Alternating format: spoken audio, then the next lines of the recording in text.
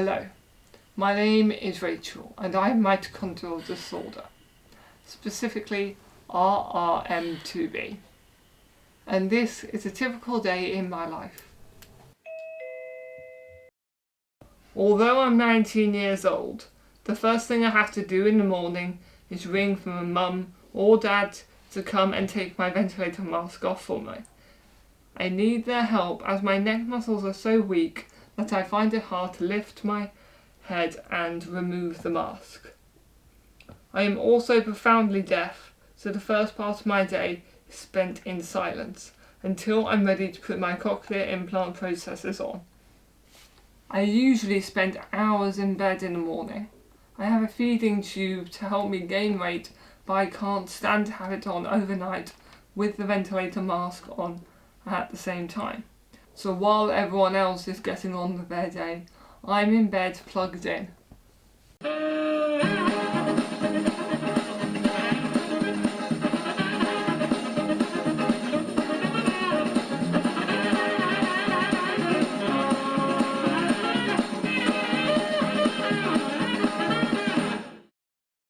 What you don't see is the endless doctor's appointments, being stared at in my wheelchair, having to rely on my mum to shower and dress me.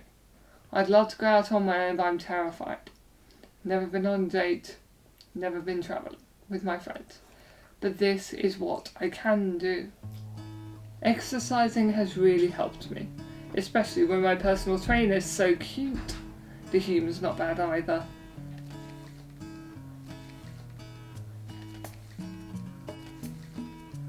I went to a circus school, Extraordinary Bodies. It made me realise I'm not as limited as I first thought. I'm still climbing the stairs at the beauty salon, got to keep these eyebrows in check. This is Jago, my friend's horse. Horse riding gives my muscles a workout, helps with my pain, and because of the riding posture, really improves my breathing. Animals really cheer me up. I love drama and I go to several groups at my local theatre. It's exhausting, but I still love it. I've met some friends through the Lily Foundation who are facing different challenges from the same condition. Here are the stories of Faye and Olivia. Hi, I'm Olivia. I'm 22 and I have mitochondrial disease. Everything was fine in South Africa. Normal, no epilepsy, hearing loss, had loads of energy, but when I came to the UK, everything seems to be going downhill. It's like sometimes when I tell people about my condition, they don't know how to react with me. You know, oh, does she need to sit down? What should I do? What should I do? And I think it's kind of difficult for me because I've only met 2 girls who actually understand, and I met Rachel and I've met Tyrion as well, so I know exactly what we're going through. But when you first found out, it was the hearing loss, wasn't it? Yeah, it was the hearing loss. Was probably about, I got my hearing aids when I was 15, and that was around GCSEs, so I had to work extra hard. And I'm pretty happy with what I got, with a B in English, a B in drama, and a B in maths, so I'm pretty happy about that. Obviously I was not really good at science or that sort of thing, but I left school and I went to another college and they were so much better, more understanding. They made sure I was alright with some things. They asked me if I'm alright, you know, do I understand things? And they were really good. So I'm really happy that I left school and went to another college. But your first, then we had eye problems after the ears? Oh yeah, I was eye problems as well. But thank God they seem to be stable. Mm-hmm. Last year I was having problems, but this year, I don't know, somehow my eyesight is better. I was 16 when I had my first seizure. I was like driving back from my singing lessons and I was sitting on the bed with Mum and I have like a light hallucination. It's like a colour wheel but it moves really, really fast. and I said, Mum, I'm going to have a seizure. And I had my first seizure.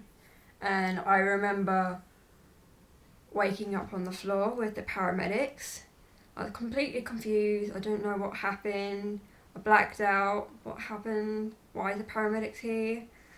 And I remember waking up with terrible headaches. I felt sick. I really felt unwell. And then you were given medication for that. Yeah, like anti-epileptic medication for that. But it was at the seizure point that you were referred to the neurologist, and he referred you for a biopsy. Yes. Because he thought it might be mitochondria. Yeah, they just needed to check because of all these things, epilepsy, hearing. Yeah, obviously it all came together. Oh, and the muscle loss as well. I was getting tired during PE. When I was in South Africa, everything was fine. Energy-wise, I was fine. But then, with my legs, I'd feel tired. I sit down, I feel tired.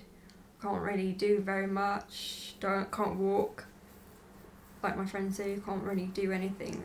Usually I'm just at home because I don't feel the energy to go out.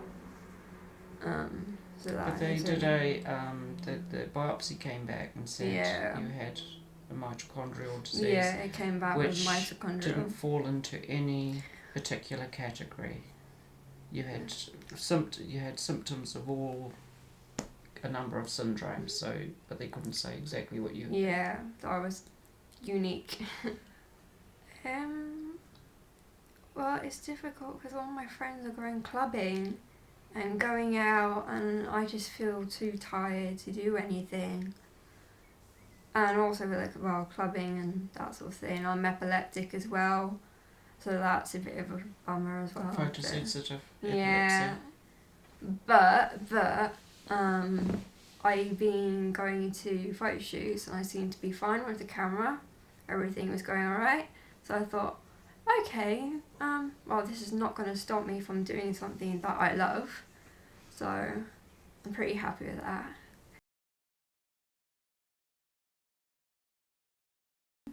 And it definitely boosted my confidence. And it's not going to stop me from doing something I love. What to do. Mitochondria is not going to stop me at all. Hello, I'm Faye. I have these syndromes on Monday. And when I was 3 years old, my little son died in hospital.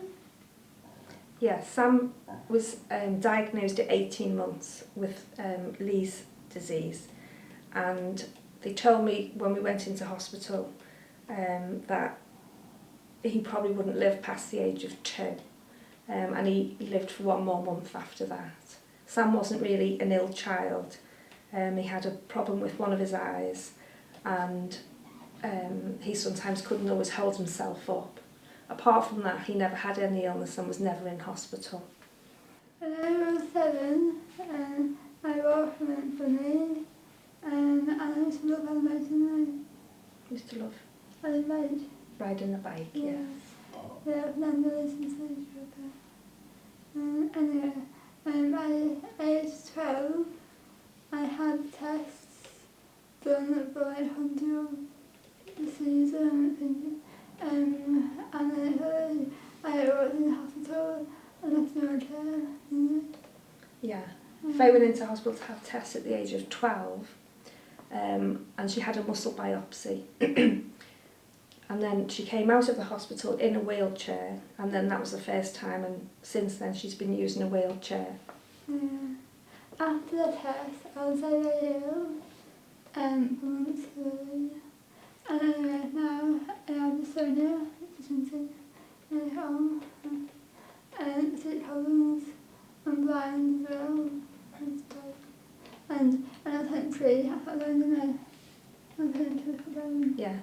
Faye was taking driving lessons by the age of 22. And she was really enjoying the lessons and getting on really well with the lessons. But then just all of a sudden, really, she lost her sight. And and this was down to Lee's syndrome. Yeah. She also has a lot of pain with dystonia Yeah. through her muscles and... Wobbliness as well. Pardon? Wobbliness, sorry. Yes, and she's a bit wobbly. Yeah. And sometimes when I wake up in the morning, I put your down to this picture or something. Yes, so, sometimes on the odd occasion, with the blindness, Faye can wake up and the sight's gone completely. Yeah, that's terrifying. And that just lasts for a couple of minutes usually. And she's very frightened of this and usually know when it's happened because she starts screaming. When Faye was at college, she did art and English for her A-levels, which she did very good at. She got good marks for those.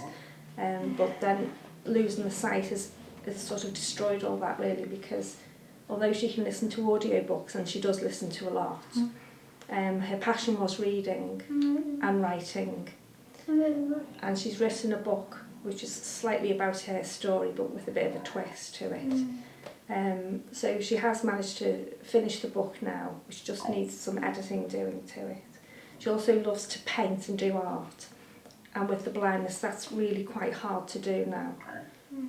But she does like doing poetry, and that's one of the things that she does a lot of now. When I was 20, I started networking. Yes. Faye's also started up Lee Network, which is a charity that she set up because she felt isolated. There was a lot of babies having mitochondrial diseases, but we didn't know of many adults at the time, but we do know now there are a lot of adults with mitochondrial conditions, but that made her feel more isolated. Yes, and the charity she set up is for families of mitochondrial disease of all ages, and it just allows people to get together, meet other families, have a good day out, and then doctors give talks sometimes at her meetings. So she's had 8 up to now, and we've got one next month, so that'll be 9. And we have them all over the country, so everybody gets involved, not just locally. Another aspect that's very hard to handle is the social isolation. Yeah, social isolation is a big thing for you, isn't it? This home is shards of sunlight, without passion, isolation, and rebound. Trying to look for shards of sunlight to chase the shadows away. In this forest with the trees so tall, the canopy of leaves almost blots out the sunlight.